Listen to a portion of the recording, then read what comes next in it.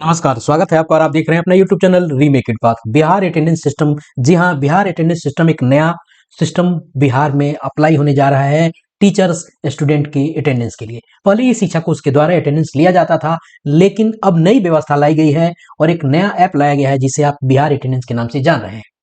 पिछले वीडियो में हमने बताया था कि कैसे आप एक स्कूल के रूप में लॉगिन करके टीचर्स के आप रजिस्ट्रेशन कर सकते हैं। इस वीडियो के माध्यम से हम जानेंगे कि कैसे स्टूडेंट्स के रजिस्ट्रेशन करेंगे, उनका अटेंडेंस कैसे बनेगा। जी हाँ, पहले यह कहा जाता था कि ई शिक्षा कोष के माध्यम से सारे बच्चों का अटेंडेंस लिया जाएगा। तो इस वीडियो के माध्यम से हम आपको बताने जा रहे हैं कि बच्चों का अटेंडेंस कैसे होगा। क्या कमरे में गए, ऐप खोला और बच्चों के फोटो कैप्चर किए और उसको अपलोड कर दिया, क्या इस तरह से व्यवस्था काम करेगी या कोई और व्यवस्था इंप्लीमेंट की गई है?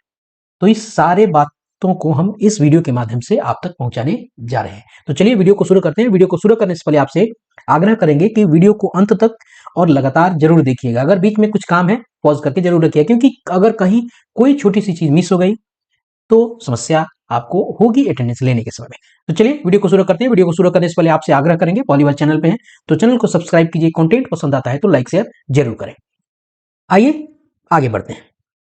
अब आपको जो टैब मिला हुआ है उस टैब में एक आपको बिहार अटेंडेंस ऐप करके आ जाता है, आइकन आ जाता है, आपके स्क्रीन पे भी वो दिख रहा है।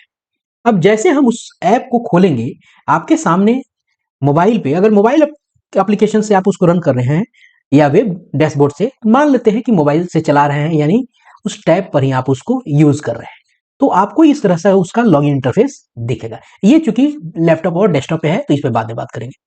ये इस तरह से होगा जहां आपको यूजर आईडी और आपके कुंजी को वो मांगेगा। चलिए हम अपने यूजर आईडी और कुंजी को वहां डाल देते हैं। ध्यान रखिएगा कि इसका लॉगिन इंटरफेस जब काम कर रहा है, इस पे लॉगिन कर कौन कौन सकता है, तो आइए जानते हैं, इसकी जानकारी हम लेते हैं पहले, तब हम आगे बढ़ेंगे। लॉगिन इसको दो लोग कर सकते हैं। एक नोडल अधिकारी कर सकता है। ये नोडल अधिकारी विद्यालय का हेड ऑफ, आपको जो इंस्टीट्यूशन होगा वो हेड होगा। वो कौन हो सकता है? एचएम होगा, एचटी होगा।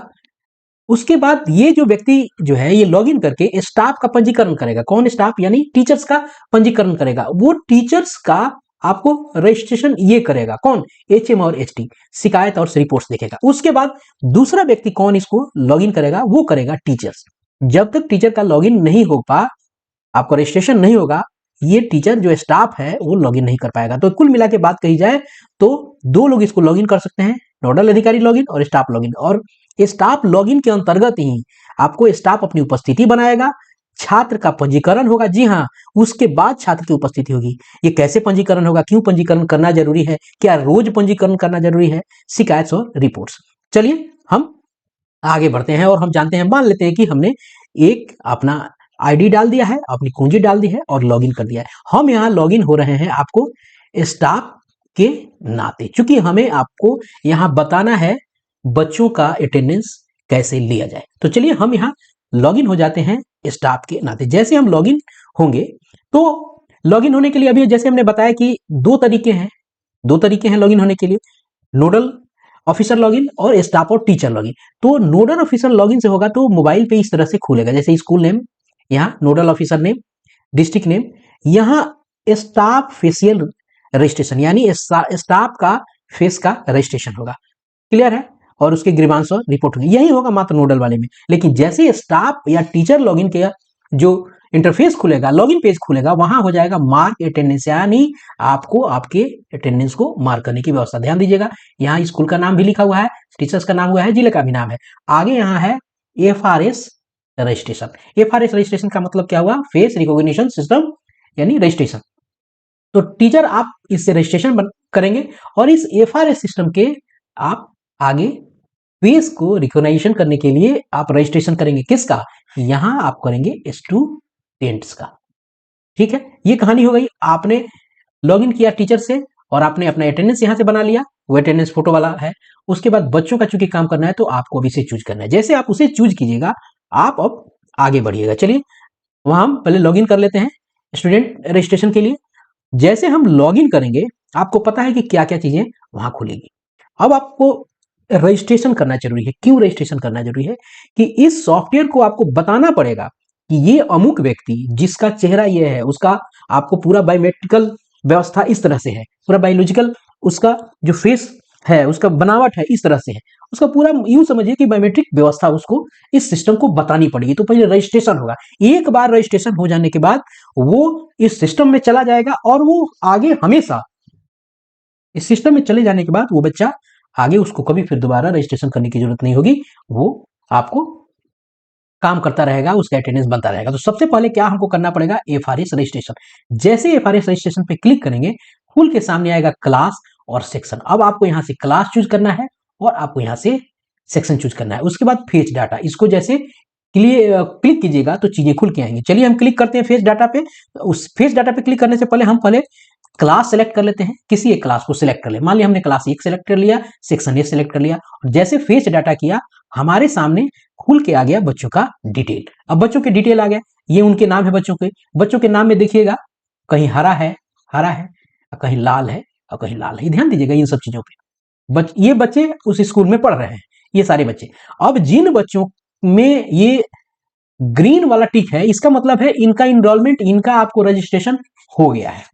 यहां तो हमें उनका करना है, जिनका नहीं हुआ है तो मान के चलते हैं ये वाला है। अब ये लाल वाला है, इसका रजिस्ट्रेशन नहीं हुआ है, तो चलिए रजिस्ट्रेशन सब कोई को पहली बार ही करना होगा, तो किसी को ये मिलेगा नहीं। आप इसको रेड वाले पे क्लिक कीजिएगा, जैसे रेड वाले पे क्लिक कीजिएगा अब रजिस्ट्रेशन के लिए प्रोसेस वो खुल के सामने आएगा। चलिए देखते हैं क्या खुल के सामने आता है। जैसे हम उस पर क्लिक किए रेड वाले पे, कैमरा खुल के सामने आ जाएगा, बच्चा हमारा सामने खड़ा होगा और बच्चे का फेस जो आपको देखना है, ध्यान रहे, एक जब हम रजिस्ट्रेशन बच्चे का कर रहे हैं तो ये कुछ चीजों को आपको जानना जरूरी है। चेहरे का पंजीकरण करते समय उचित प्रकाश की व्यवस्था हो, चेहरे को दिए गए दायरे यानी ये जो सर्किल है, इस सर्किल के आपको अंदर उसको रखना है।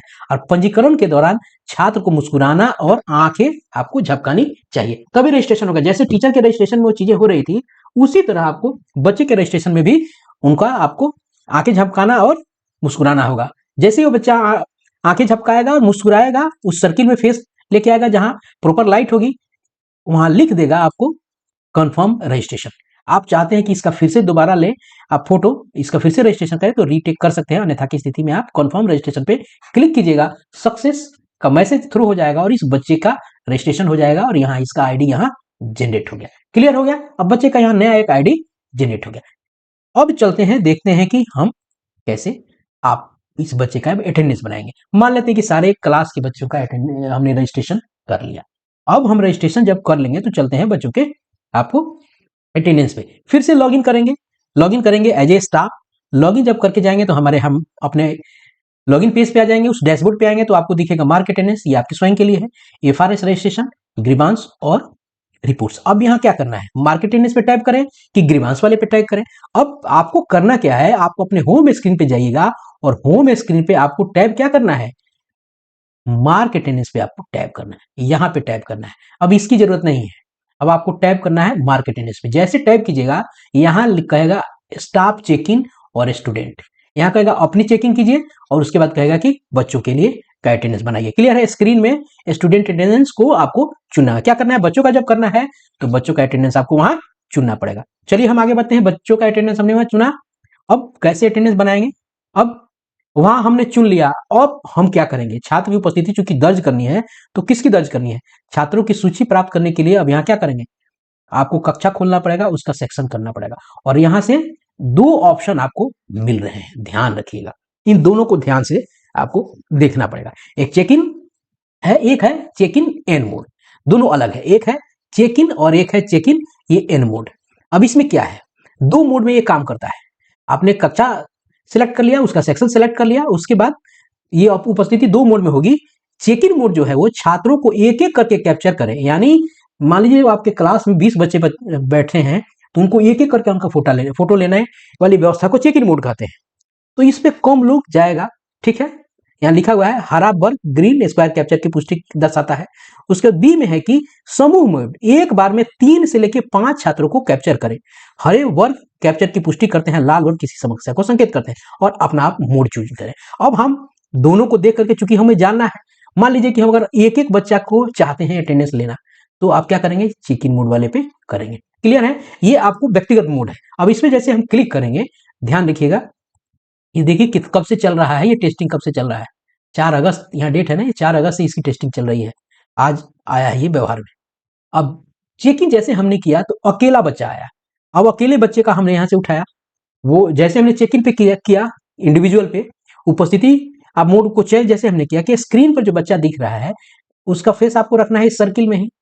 अब जब ये फेस, चूंकि इस बच्चे का रजिस्ट्रेशन हो गया है, जैसे फेस पे आएगा हरा स्क्वायर बन जाएगा। अगर हरा स्क्वायर बन गया तो समझिए इस बच्चे का अटेंडेंस आपको हो गया।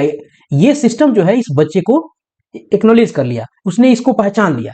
अब आप क्या करेंगे, अब इस बच्चे को यहाँ का जब हो गया तो यहाँ फिनिश कर देंगे। ये आपको चेक इन मोड है। अब देखते हैं दूसरा वाला मोड है जिसे आप बिल्कुल आप उसे ही अपनाना चाहेंगे। वो क्या है, वो मोड है आपको स्टूडेंट ग्रुप मोड। अब उसमें क्या करना है आपको, वैसे ही उस मोड पे क्लिक कीजिएगा। जैसे मोड पे क्लिक कीजिएगा सामने जो बैठे 4 बच्चे हैं, मान लीजिए इसमें 4 बच्चे दिखाए गए हैं, आप इसको को घुमा लीजिए।